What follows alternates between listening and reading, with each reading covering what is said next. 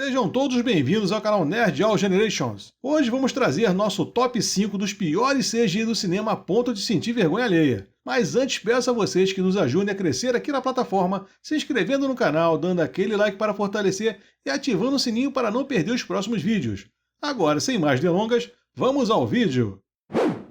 Tron, o Legado. Esse filme lançado em 2010 tem como diretor Joseph Kosinski, que também dirigiu Oblivion e Top Gun Maverick, ambos estrelados por Tom Cruise. Com um orçamento de 170 milhões de dólares, que em 2010 não era pouca coisa, o diretor conseguiu nos entregar um espetáculo visual e se tratando de uma história que se passa em um ambiente virtual com um CGI muito interessante para a continuação do filme de 82, que traz de volta Jeff Bridges no papel de Kevin Flynn. A arquitetura dos cenários consegue convencer o espectador que esse mundo construído em ambiente virtual parece realmente verdadeiro. Mas aí você me pergunta, então o que tem de errado nesse filme? E eu te respondo, a cara do Jeff Bridges. Quando esse filme foi produzido, resolveram fazer o personagem Clu, eu falei Clu, C-L-U, que é o vilão aqui, a cara do Jeff Bridges, mas só que 28 anos mais novo. Para tentar fazer essa pose dar certo, eles usaram CGI, mas o resultado foi tão zoado que fez com que todas as cenas que o personagem aparece ele acabe caindo no Vale da Estranheza. A primeira vez que eu vi algo assim foi em X-Men O Confronto Final de 2006, em que aparece o Professor Xavier e o Magneto rejuvenescidos, e que mesmo estando estranho, ainda ficou melhor que o Jeff Bridges aqui. Se você fizer uma comparação com as animações de Resident Evil, vai ver que está muito parecido. De resto, o filme vale a pena pelo visual. Esse filme arrecadou no mundo em torno de 400 milhões de dólares, o que eu achei muito pouco pela produção em si. Para sua informação, o filme A Origem, do diretor Christopher Nolan, da trilogia Batman e Oppenheimer, ganhou o Oscar de melhores efeitos visuais desse ano. Isso com um orçamento de 160 milhões de dólares e arrecadou no mundo 825 milhões. Saga Crepúsculo, Amanhecer Parte 2. Amanhecer Parte 2 foi lançado em 2012 com um orçamento de 136 milhões e com a direção de Bill Condon, que dirigiu filmes como Deuses e Monstros e Amanhecer Parte 1. Esse filme é baseado nos livros de romance vampírico da escritora Stephenie Meyer. Aqui a personagem Bella e seu marido Edward, depois de passar o maior perrengue para continuar vivos e juntos, acabam se casando e têm uma filha chamada Renesmee. Para manter sua filha em segurança, eles são obrigados a enfrentar o clã dos Volturi. O filme tem uma boa cena de batalha no final com efeitos de CGI que até dá para engolir durante a porradaria comendo solta, mas a parte do filme em que Bella vai ver sua filha pela primeira vez é de ficar sem saber se você chora ou se você ri. O diretor aqui resolveu fazer um bonecão de CGI como o bebê de Bella, mas que com certeza não puxou o nome da mãe. Cara, o bicho é tão feio que deveria aparecer um remake do filme O Bebê de Rosemary de Roman Polanski. Ainda tentaram colocar um boneco de efeito prático no lugar desse aqui que mais parecia a irmã do Chuck, o boneco assassino. Difícil saber qual é o mais feio, o boneco de CGI ou de efeito prático. Mesmo com essa cena vergonhosa, o filme ainda arrecadou 848 milhões de dólares no mundo, aumentando ainda mais o lucro dessa franquia. Fazendo uma comparação rápida aqui, As Aventuras de Pi ganhou em 2012 o Oscar de Efeitos Visuais com um orçamento de 120 milhões de dólares e arrecadou no mundo 609 milhões. Ele contou com o premiado diretor Ang Lee, que também dirigiu O Tigre e o Dragão e O Segredo de Brokeback Mountain. Pantera Negra. Esse filme do universo Marvel foi lançado em 2018 e teve a direção de Ryan Coogler, que também dirigiu Creed e a sequência desse filme aqui. Essa película teve um orçamento de 200 milhões de dólares e conta a história do rei de Wakanda, T'Challa, apresentado antes no filme Capitão América Guerra Civil, mas que aqui ganhou seu filme solo. O filme em si é um quase espetáculo. O espetáculo visual, as atuações e o enredo são muito bons, eu diria até que acima da média de muitos filmes da Marvel de hoje. Tanto que a boca ganhou os Oscars de melhor trilha sonora original, melhor design de produção e melhor figurino. Mas em se tratando de efeitos visuais, ele deixou a desejar. Não pela retratação do esplendor de Wakanda na tela, esse é um espetáculo à parte, mas sim nas cenas que vemos nosso herói com seu traje de combate. Essa aqui sim foi a cagada do filme.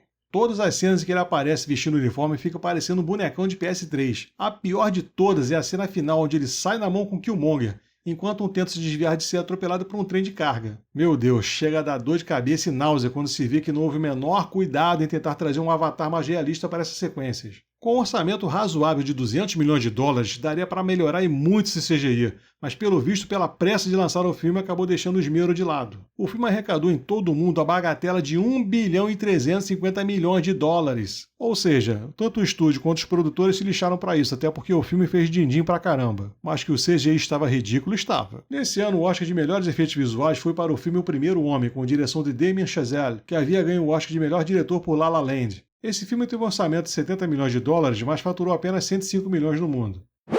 Cats. Esse aqui estreou em 2019 e foi baseado em um musical escrito por Andrew Lloyd Webber e que ficou em cartaz por décadas. E nessa versão para o cinema tem a direção de Tom Hooper, que já havia dirigido filmes como O Discurso do Rei, onde ganhou o Oscar de melhor diretor, e Os Miseráveis. Difícil saber por onde começar em se tratando desse filme, porque o CG dessa vergonha alheia é horrível do começo ao fim. Aí você deve me perguntar, mas será que ele é tão ruim assim? E eu te respondo, para essa bagaceira aqui ficar ruim tem que melhorar e muito. Esse lixo aqui torrou 95 milhões de dólares e deu um prejuízo para o estúdio de mais de 100 milhões. Mesmo tendo nomes de peso no elenco, como Taylor Swift, talvez a maior cantora pop dos Estados Unidos, Judi Dench, ganhadora do Oscar e diversos outros prêmios, Ian McKellen, nosso eterno Gandalf, que depois de ver esse filme deve ter sentido falta do Senhor dos Anéis. O meu maior medo é que um dia faça um live action de Thundercats e contrate essa empresa que fez o CGI aqui desse bolo fecal para trabalhar nele. O chorume visual aqui é tão grande que não dá para prestar atenção nem nas músicas nem nas atuações. Esse lixo veio sendo vendido como musical do ano nos cinemas, mas só entregaram essa desgraça que não tem uma renderização que preste. Que sirva de lição para os estúdios. Se não tem orçamento e nem tempo, não faça. Caso contrário, vai parir essa porcaria aqui. Esse inferno aqui arrecadou ainda 75 milhões no mundo, sabe lá Deus como. No mesmo ano, graças a Deus, tivemos 1917, que abocanhou o Oscar de melhores efeitos visuais. Isso com um orçamento de 100 milhões de dólares e arrecadou no mundo 385 milhões. E ainda contou com a direção de Sam Mendes, que também dirigiu Beleza Americana, Skyfall e 007 contra Spectre. Ai, ai, ai. The Flash. Bom, lá vamos nós. Essa bomba lançada agora em 2023 veio para colocar a pá de cal no universo DC criado por Zack Snyder. Esse filme foi dirigido por Andy Muschietti, que teve no currículo a direção de apenas 3 filmes antes desse aqui. Mama, It e It Capítulo 2, todos eles de terror. O que faz até sentido, porque The Flash é um terror no quesito CGI. Não vou entrar aqui no mérito do roteiro e muito menos na atuação, até porque esse troço mereceria um vídeo só dele. Vamos começar falando da cena em que Barry tem que salvar os bebês de um berçário que está em um prédio desmoronando. Nessa cena, no começo do filme, o CGI é horrível. Os bebês parecem bonecas compradas na seção de brinquedos das lojas americanas. Por mais que a cena devia ser cômica e incrível, ela se torna ridícula com esse CGI safado que esfregam na cara da gente. A cena do Batman do Ben Affleck na ponte perseguindo o vilão é borrada. Ele dando um parafuso, saindo voando por dentro das chamas, não traz a menor impressão de veracidade. Até porque parece que o Homem-Morcego é feito de borracha, cara. A cena em que o Barry volta no tempo e fica uma espécie de bolha temporal é estranha pra caramba, mas não mais estranha do que a arquibancada de bonecos de PS2 que aparece ali. A cena da luta em que aparece a Supergirl quando é libertada do cativeiro é mais uma penca de bonecão de CG sem vergonha. A cena da batalha com o General Zod não convence ninguém de que aquilo ali é real. Todas as imagens de fundo aqui são borradas e a transição do CGI dos personagens é descarada. A cena final onde os universos colidem é a cereja desse bolo fecal. O que era para ser uma homenagem a todo o universo DC aqui se torna algo vexatório. Nessa cena o diretor deu uma declaração dizendo que aqui seria algo estilizado e foi proposital com o processo de produção. Proposital é o meu ovo. A verdade é que a DC não queria gastar mais nenhum centavo nessa produção para poder refinar o CGI e entregar esse lixo que custou pelo menos 300 milhões de dólares para ser feito. O que me deixa mais indignado é que não faltou nem tempo e nem dinheiro para finalizar decentemente esse filme. Mas infelizmente o estúdio mão de vaca pra caramba resolveu entregar esta bomba aí. Com toda certeza esse aqui vai passar bem longe de qualquer indicação ao Oscar. Mas quanto ao Framboesa de Ouro, deve disputar pau a pau com The Marvels as premiações. E aqui finalizamos nosso top 5 piores filmes de CGI parte 2. Se ficou conosco até aqui, peço por favor para nos ajudar a crescer aqui na plataforma, se inscrevendo no canal, dando like para fortalecer e acionando o sininho para não perder os próximos vídeos. Mais uma vez agradeço a todos e vazei!